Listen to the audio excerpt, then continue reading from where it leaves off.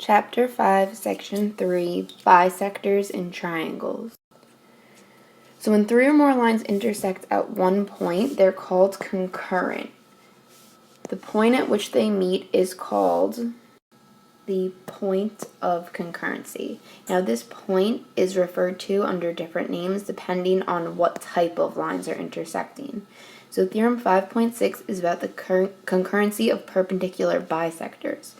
Perpendicular bisectors of the sides of a triangle are concurrent at a point that's equidistant from the vertices. So equidistant, same distance, that's what these blue dashed lines are representing, from the vertices A, B, and C. So the perpendicular bisectors of all three sides of a triangle are concurrent. They meet at one point, and that one point is equidistant from all three vertices. The point of concurrency for perpendicular bisectors is called the circumcenter. Since the circumcenter is equidistant from all of these vertices, you can say that it is the center of a circle which contains each vertex.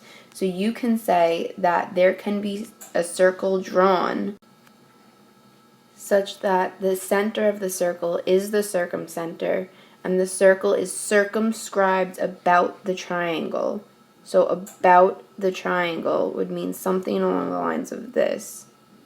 It contains each vertex. So B is on the circle. A is on the circle. C is on the circle, on the circumference of the circle. And point P, where the three lines are intersecting, where they're concurrent, the circumcenter is the center of that circle because it's equidistant from A, B, and C.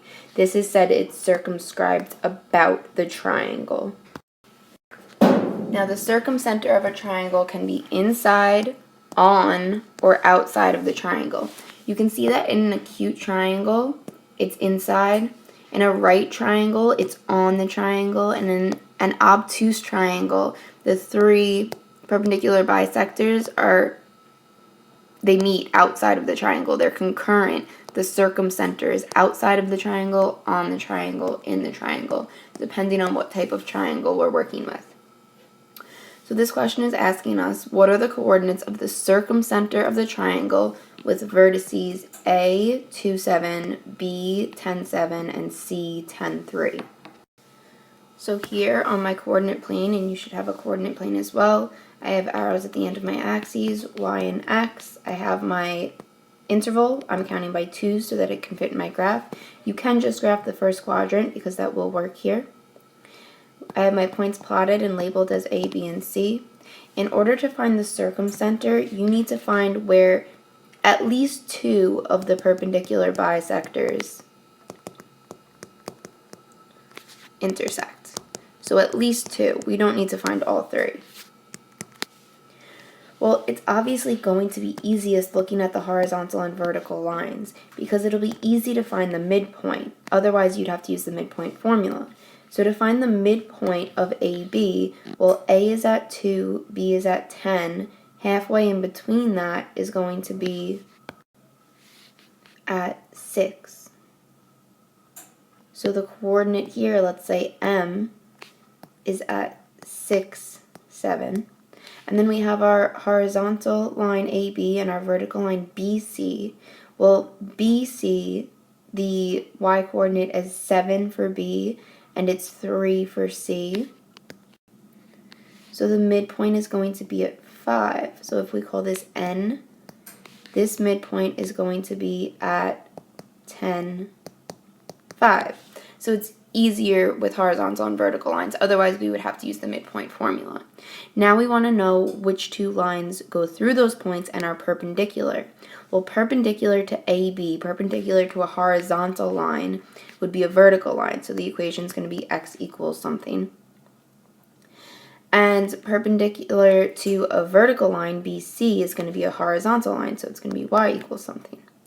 Well, the y value here is 5. The x value here is 6. So those are our 2 lines here and here.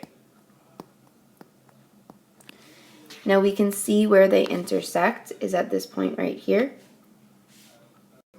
And even by the equations of the two lines, we can see that they're going to intersect at 6, 5. So this is the circumcenter.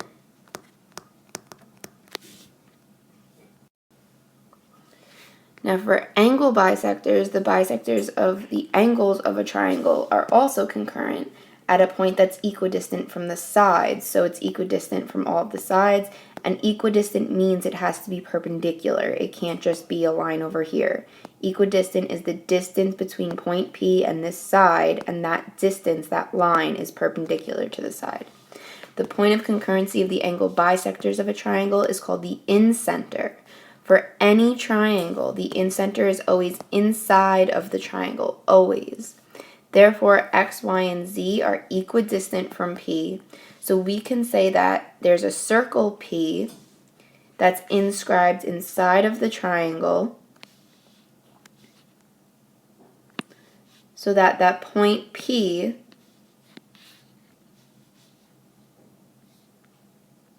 is the center of our circle. And we can see that x, y, and z, x, y, and z are on the circumference, on the outer edge of circle P. P is the center, which is why these are all equidistant. Our final example, we know that Qn is equal to 5x plus 3. So we have Qn here equal to 5x plus 3, and Qm is equal to 2x plus 51.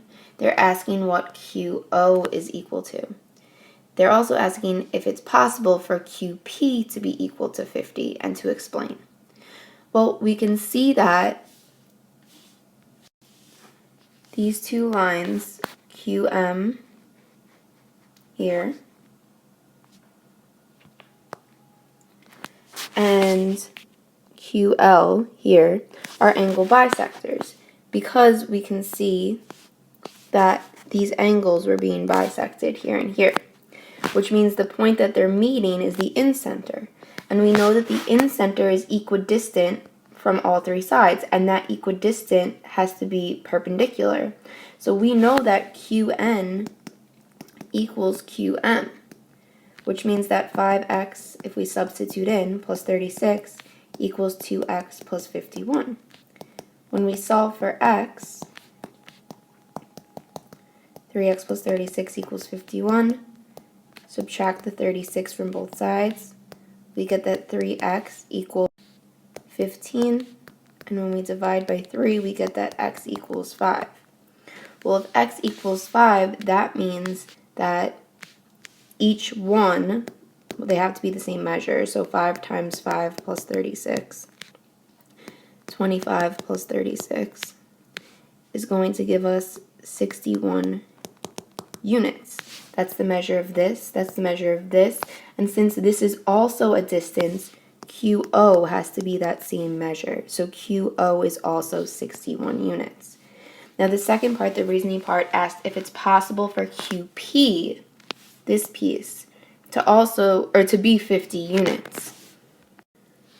Well, we know that QN is the shortest distance from Q to side KL.